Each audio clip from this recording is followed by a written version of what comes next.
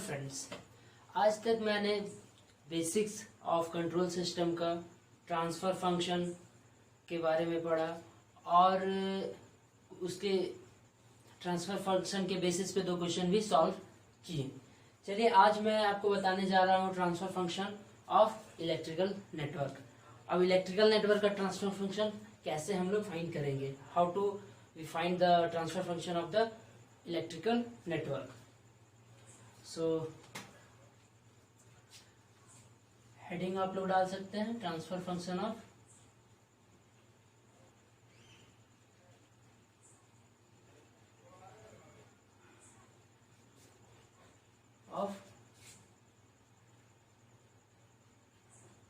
Electrical network.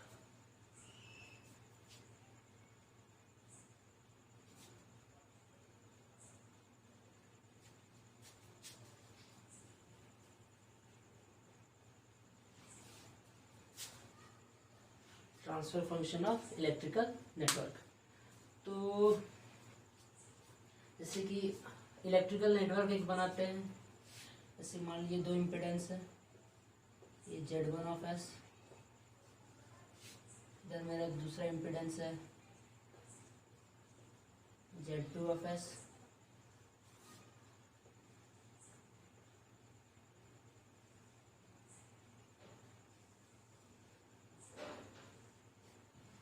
ठीक है, इसके बाद इसके cross voltage let's say VI of S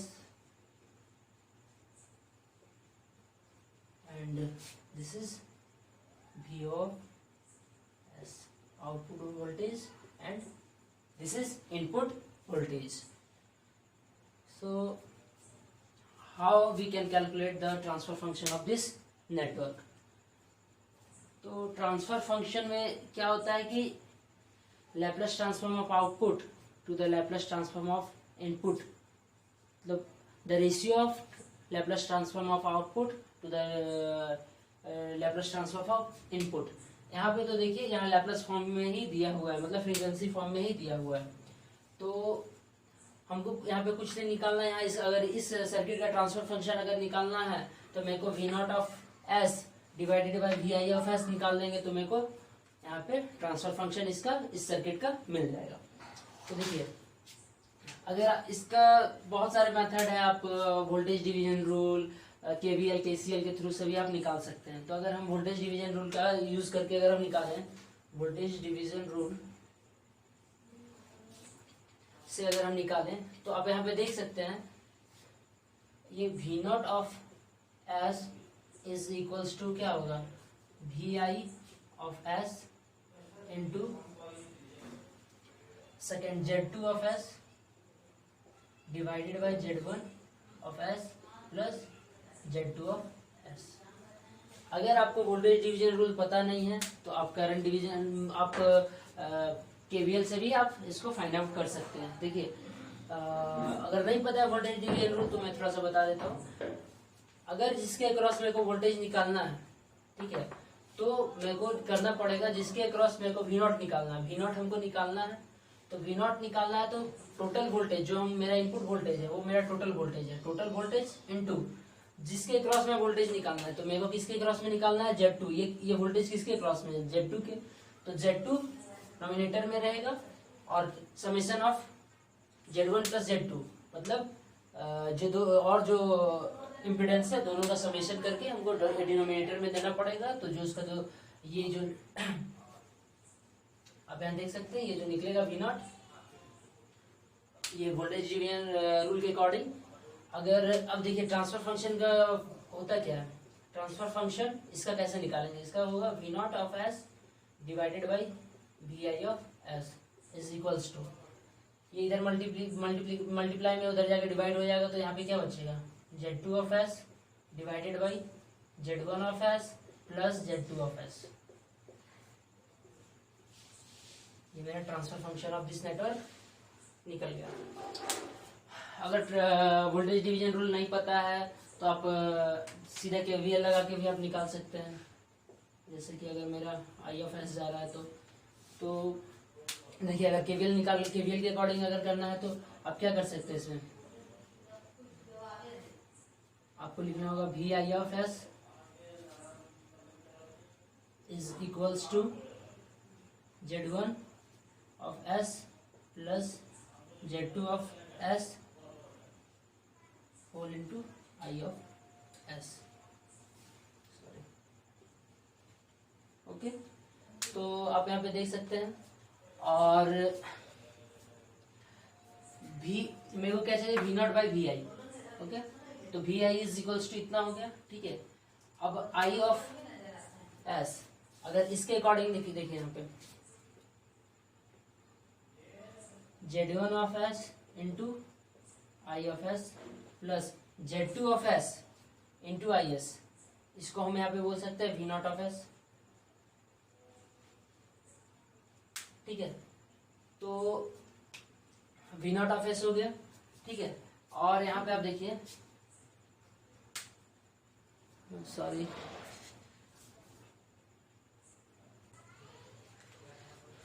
आप यहाँ पे सीधा देख सकते हैं कि अगर मेरे को करंट निकालना है तो I इज इक्वल्स टू क्या होगा, I of S is equals to क्या होगा, total voltage by total impedance. तो टोटल वोल्टेज क्या है, V I of S by total impedance क्या है, Z1 of S plus Z2 of S, ठीक है।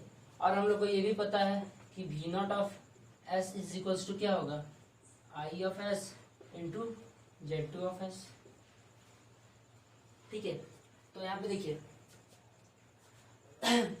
ये हो गया। अब देखिए वी नॉट ऑफ एस, यहाँ पे हम क्या करते हैं, आई ऑफ एस का वैल्यू पुट कर देते हैं। तो आई ऑफ एस का वैल्यू क्या है, V I of S by Z1 of S plus Z2 of S into Z2 of S, ठीक है। V naught by V I, अब इधर इसको कर देते हैं, तो V naught by V I of S is equals to क्या होगा, Z2 of S divided by Z1 of S plus Z2 of S. ये मेरा निकल गया transfer function of the given circuit. तो आप किसी भी तरह से आप निकाल सकते हैं, ठीक है। अब मैं आपको ये कंट्रोल सिस्टम, सीधा सी बात है, ऑटोमेटिक कंट्रोल सिस्टम मतलब कि ऑटोमेशन, ठीक है। तो अगर हमको ऑटोमेटिक कंट्रोल सिस्टम यानी कि अगर हम मेरे को कोई सिस्टम का एनालिसिस करना है, ठीक है, तो फॉर एग्जांपल अगर हम ले एक फुल्ली ऑटोमेटिक कंट्रोल सिस्टम का, लाइक वॉशिंग मशीन ले सकते हैं, एसी ले सकते हैं, तो for better understanding we should take AC for example, as example for analysis of automatic control system। तो देखिए हम एक, मान लीजिए हम एक एसी का एग्जांपल लेते हैं, ठीक है। तो एसी का कुछ एक ब्लॉक डायग्राम हम बनाते हैं एसी का, ठीक है। तो एसी का जो ब्लॉक डायग्राम है वो देखिए कैसे होता है, for better understanding automatic control system के बारे में, क्योंकि अब से जो भी हम पढ़ेंगे सारा ऑटोमेशन के बारे में ही रहेगा, ठीक है। तो आप देख सकते हैं, देखिए पहले अगर आप देखें तो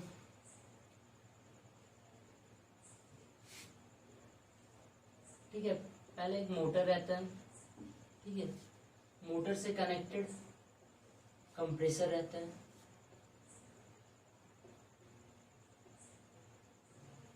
ठीक है। कंप्रेसर से मेरे को आउटपुट मिलता है, जो कि मेरे को जितना रिक्वायर्ड है या फिर जितना मेरा डिजायर्ड है उसके अकॉर्डिंग, मेरे को अगर 25 डिग्री सेंटीग्रेड चाहिए तो यहाँ 25 डिग्री सेंटीग्रेड मिलेगा, ठीक है। वो मैं कैसे मिलेगा अभी हम बताते हैं यहाँ पर, ठीक है। मेरे को आउटपुट मिलेगा, ठीक है। अब हम इसको पहले तो अगर मान के चलिए अगर मेरे घर में एसी लगा हुआ है, तो पहले मैं क्या करूँगा, पहले रिमोट से उसको एज अ यूजर हम उसको एक ऑर्डर देंगे कि आप इतना पे इसको, इतना टेम्परेचर पे आप एसी को चलाइए। तो मतलब इतना टेम्परेचर आप रूम को मेंटेन कीजिए, मतलब कि हम रिमोट से उसको 25 डिग्री सेंटीग्रेड या 30 डिग्री सेंटीग्रेड या 28 डिग्री सेंटीग्रेड पे हम इसको करते हैं। तो यूजुअली हम क्या करते हैं, अपना रिमोट से हम एक इनपुट देते हैं, लाइक हम 25 डिग्री सेंटीग्रेड का इनपुट दिए, ठीक है। तो वो क्या होता है, एक कंपैरेटर के थ्रू मोटर में जाता है, ठीक है। और देखिए अगर हम 25 डिग्री सेंटीग्रेड दिए हैं, ठीक है, एज अ इनपुट, मेरे को 25 डिग्री सेंटीग्रेड चाहिए इस रूम में, ठीक है, एसी को हमने इनपुट दिया, तो एसी करता क्या है, ठीक है, एसी इसके थ्रू पहले मैं बता रहा हूँ, यहाँ पे जाएगा मोटर के थ्रू।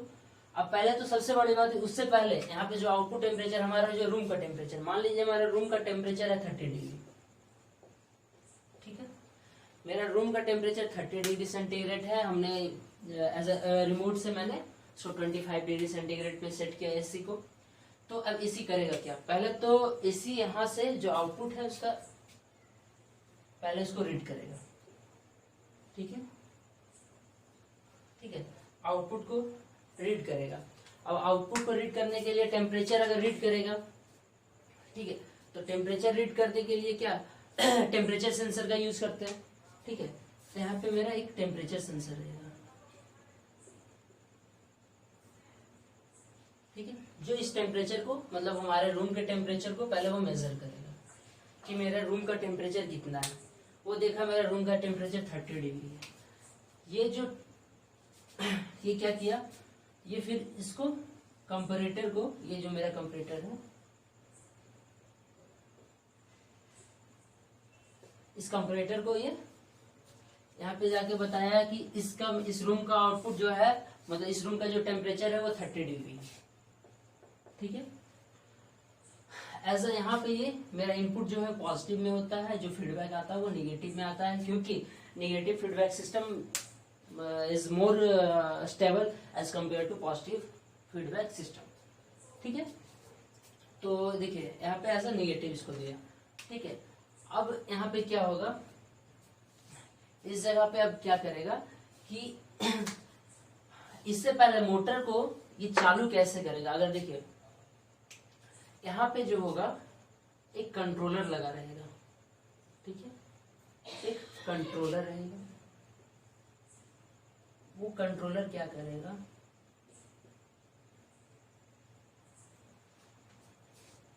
यहाँ पे इन दोनों के बीच में कंपैरिजन करेगा ये कंपैरेटर, ठीक है।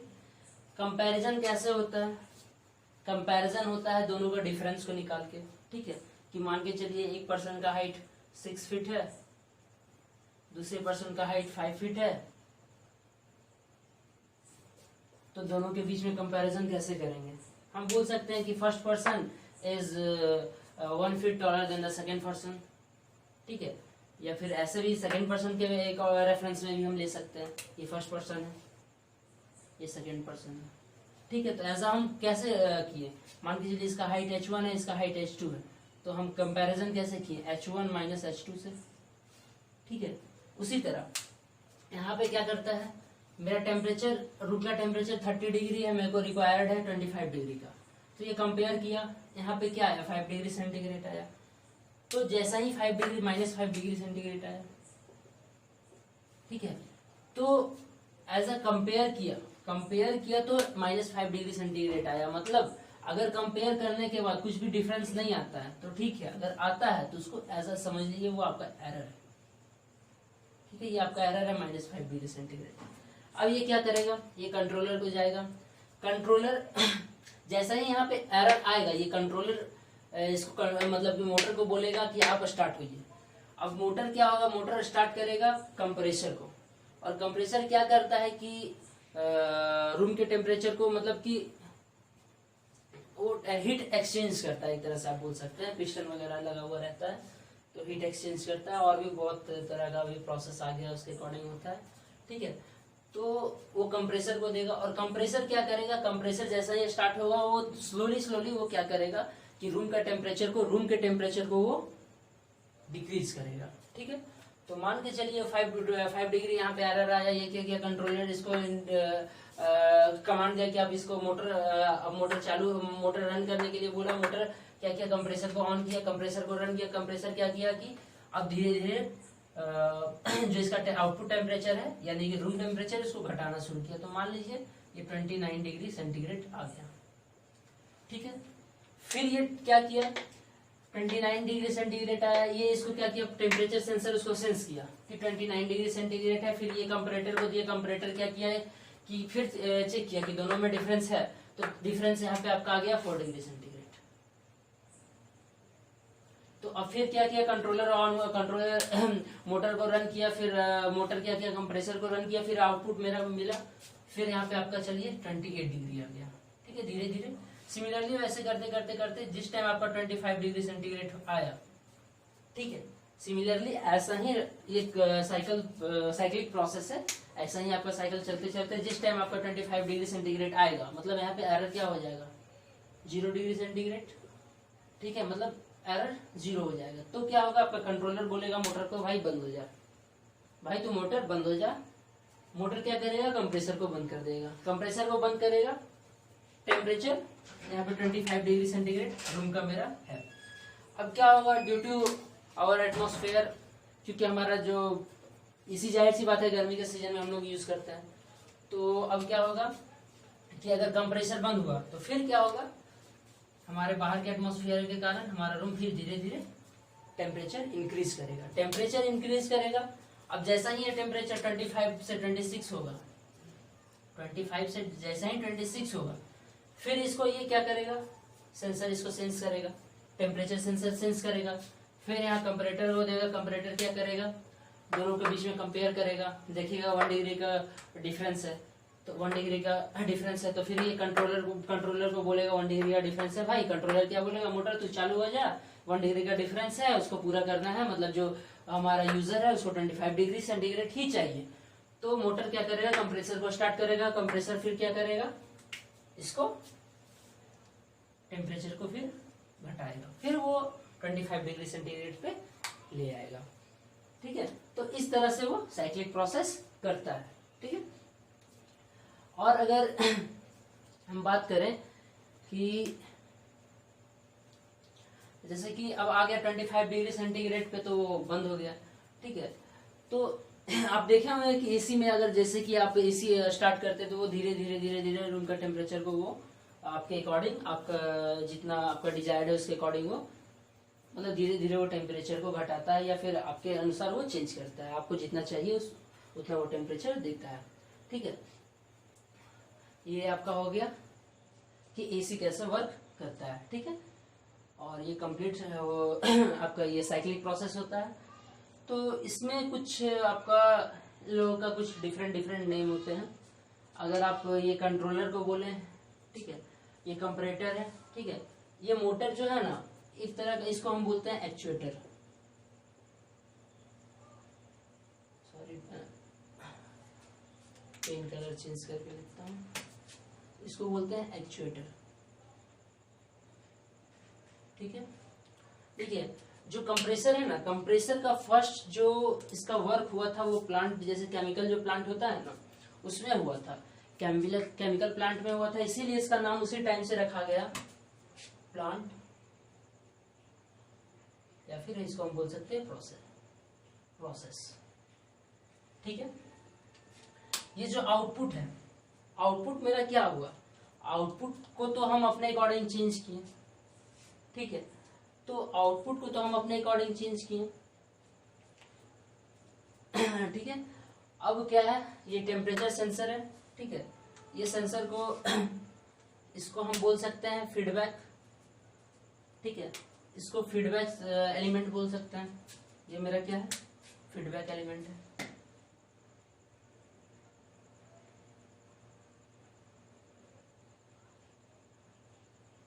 ये मेरा फीडबैक एलिमेंट है। ठीक है, यहाँ पे जो सिग्नल आया, इस सिग्नल को बोल सकते हैं फीडबैक सिग्नल।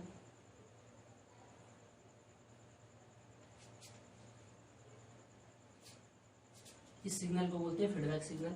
ठीक है, ये मेरा कंट्रोलर है, ये एक्चुएटर है, ये प्लांट प्रोसेसर है, ये टेम्परेचर सेंसर मतलब फीडबैक एलिमेंट है। ठीक है, ये मेरा रहा।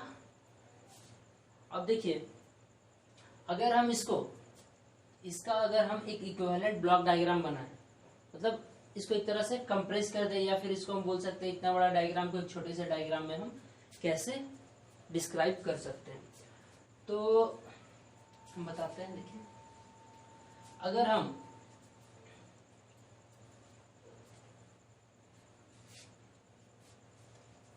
अगर हम इस मोटर, कंट्रोलर एंड कंप्रेसर को, यानी एक्चुएटर, प्रोसेस एंड कंट्रोलर को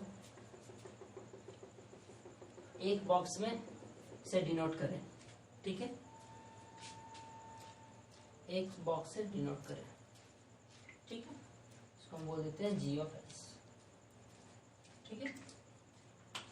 और ये जो फीडबैक है, फीडबैक एलिमेंट जो टेम्परेचर सेंसर है, उसको एक अलग बॉक्स से रिप्रेजेंट करें, ठीक है, इसको हम एच ऑफ एस से डिनोट करते हैं, ठीक है। जो मेरा इनपुट है वो मेरा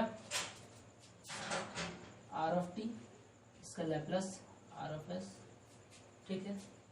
आउटपुट है C of T, C of S, ठीक है। इसको फीडबैक मिलेगा,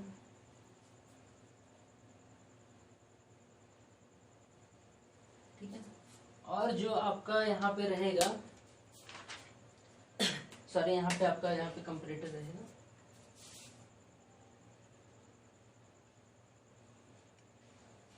ठीक है। ये आपका पॉजिटिव होगा क्योंकि ये निगेटिव फीडबैक सिस्टम है, ठीक है। और हम लोग जानते हैं कि निगेटिव फीडबैक सिस्टम, आप लोगों ने अगर सेकेंड सेम में या थर्ड सेम में आपने देखा होगा एनालॉग इलेक्ट्रॉनिक, तो उसमें आपने पढ़ा होगा फीडबैक सिस्टम के बारे में। उसमें पॉजिटिव जो होता है अनस्टेबल होता है as compare to negative feedback system, इसीलिए हम लोग निगेटिव फीडबैक सिस्टम यूज करते हैं। ऐसा नहीं कि पॉजिटिव फीडबैक सिस्टम हम यूज करते ही नहीं है, वो भी यूज होता है कुछ ऑसिलेटर्स में, स्मिथ ट्रिगर, ये सब वगैरह में पॉजिटिव फीडबैक सिस्टम भी यूज होता है, ठीक है। अगर मैं एक क्वेश्चन पूछूं, जैसे कि अगर कोई बेबी जो होता है, अगर कोई बच्चा जन्म लेता है, तो वो एक तरह का पॉजिटिव फीडबैक सिस्टम होगा, पॉजिटिव फीडबैक होगा या फिर निगेटिव फीडबैक सिस्टम होगा, ठीक है। अगर आप इसका कोई आंसर ढूंढ सकते हैं तो देख लीजिएगा। अगर आप ये इसको, अगर कोई बच्चा जन्म लेता है तो वो पॉजिटिव फीडबैक सिस्टम है या निगेटिव फीडबैक, आप उसको एक बार गूगल करके देखिए, आपको इसके बारे में कुछ अलग ही नॉलेज मिलेगा, ठीक है। आप समझिए कुछ आप नया चीज सर्च करेंगे, ठीक है। ये हो गया। उसके बाद अगर इसको हम बोल सकते हैं block diagram of positive feedback system, इसको हम देखिए बोल सकते हैं, इसको हम बोल सकते हैं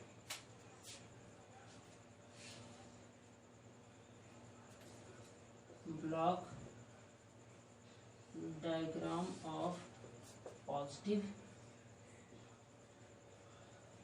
फीडबैक सिस्टम, ठीक है। और अगर आप यहाँ पॉजिटिव है, ठीक है, अगर आप यहाँ पे, सॉरी यहाँ निगेटिव है, अगर आप यहाँ पे पॉजिटिव कर देते हैं तो ये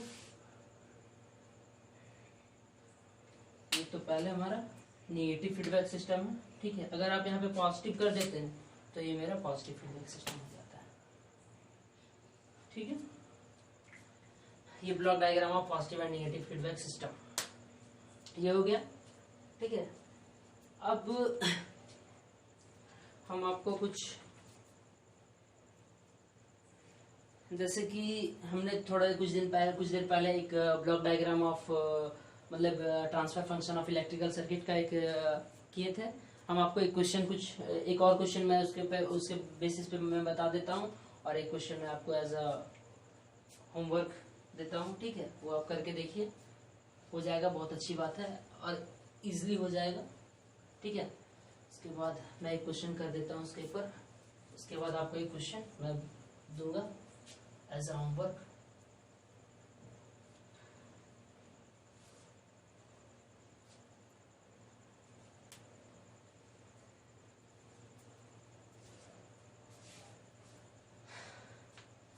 देखिए एक सर्किट है, मैं क्वेश्चन ले रहा हूँ। Obtain the transfer function of the given circuit, ये मेरा क्वेश्चन है।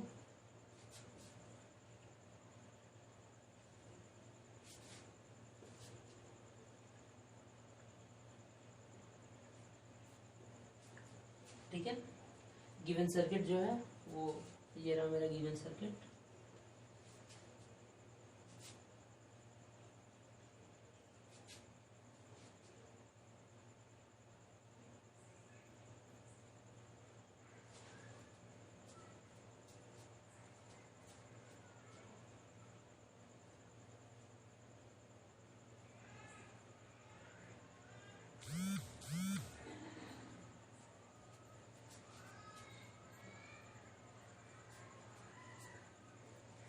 ठीक है, ये सी है, ये आर है मेरा, ये R1, ये R2 रहेगा, ये R1 है, ये R2 रहेगा, ये V0 ऑफ S रहेगा,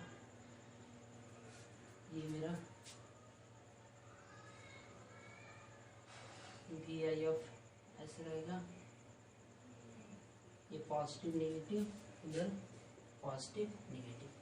ठीक है, तो ये जो सर्किट है इसका मैं ट्रांसफर फंक्शन निकाल देता हूँ, उसके बाद मैं आपको एक सर्किट दूंगा, उसका आपका ट्रांसफर फंक्शन आपको खुद से निकालना पड़ेगा। ठीक है, आपको निकालना चाहिए इसका ट्रांसफर फंक्शन। तो देखिए, पहले तो हम देखते हैं सर्किट का सॉल्यूशन करते हैं। तो इसका ये जो सर्किट है, मतलब ये जो है, ये दोनों पैरेलल में है, तो पहले इसका इक्विवेलेंट निकाल लेते हैं। ठीक है, इन दोनों का इक्विवेलेंट निकाल लेते हैं। ठीक है, तो इन दोनों का इक्विवेलेंट निकालते हैं, जैसे कि Z1 ऑफ हम लिख देते हैं, Z1 of S is equals to क्या होगा, पहले क्या है, R1 पैरेलल विथ C। ठीक है, C का लैप्लास ट्रांसफॉर्म क्या होता है, 1/CS। ठीक है, तो यहाँ पे हो जाएगा 1/CS। ठीक है, क्योंकि देखिए XC इज इक्वल्स टू क्या होता है, 1/ωc, इसीलिए jωc। ठीक है, तो इसीलिए हो जाएगा 1/jω, jω का S हो जाएगा SC। ठीक है, अब हम देखते हैं इन दोनों का इक्विवेलेंट निकालते हैं। ठीक है, तो क्या होगा, R1 into 1/CS divided by R1 plus 1/CS। ठीक है, अब देखिए यहाँ पे क्या बचेगा, ऊपर में R1, नीचे एलसीएम ले लेंगे तो क्या हो जाएगा, R1 CS प्लस 1। ठीक है, CS CS कैंसिल हो जाएगा, ये मेरा बचेगा Z1 ऑफ S। अब इधर बचा मेरा R2 तो उसके सीरीज में। ठीक है, तो अब देखिए, अब मेरे को अब ट्रांसफर फंक्शन निकालना है, मतलब क्या, V0 of S by VI of S is equals to Z2 of S divided by Z1 of S plus Z2 of S। ये मेरा Z1 ऑफ S निकल गया। Z2 ऑफ S क्या है, Z2 ऑफ S मेरा क्या है, R2। ठीक है, Z2 ऑफ S क्या है मेरा, R2। अब देखिए, अब इन दोनों का निकालते हैं। ये वोल्टेज डिवीजन रूल से आया, ये V0 VI इधर था, इसको मैंने इधर डिनोमिनेटर में ले आया। तो Z2 ऑफ S क्या है मेरा, R2। Z1 ऑफ S क्या है, Z1 ऑफ S है R1 divided by R1 into CS plus 1 plus, और फिर मेरा Z2 क्या है, Z2 मेरा है R2। ठीक है, अब फिर से इसको हम सॉल्व करते हैं। ठीक है, तो यहाँ पे क्या हो जाएगा, R1 R2 CS plus 1 divided by R1 plus R1 R2 CS plus R2। ये मेरा हो जाएगा ट्रांसफर फंक्शन। ठीक है, अब मैं यहाँ लिख देता हूँ, transfer function of the given network is equals to V0 of S by VI of S is equals to R1 R2 CS plus 1 divided by R1 plus R1 R2 CS plus R2।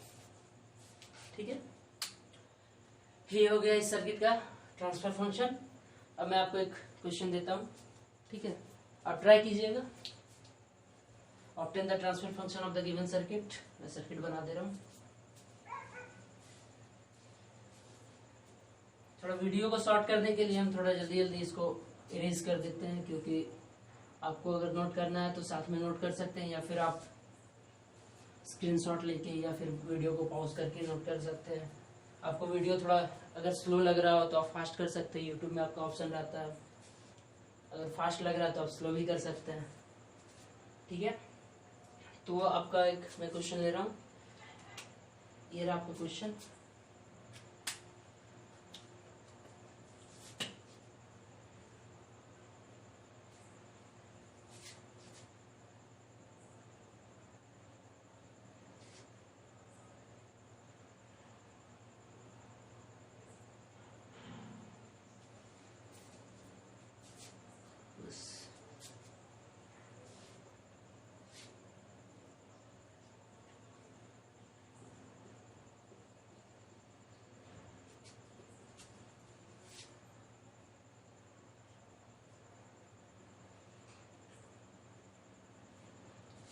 इसका आपको ये आपका R1 है, ये R2C है, ठीक है। इसका आपको ट्रांसफर फंक्शन फाइंड आउट करना है, ठीक है। नेक्स्ट क्लास में हम इसका सॉल्यूशन भी दे देंगे, ठीक है। आप ट्राई कीजिए खुद से। आज के लिए बस इतना ही। So thank you for watching my video.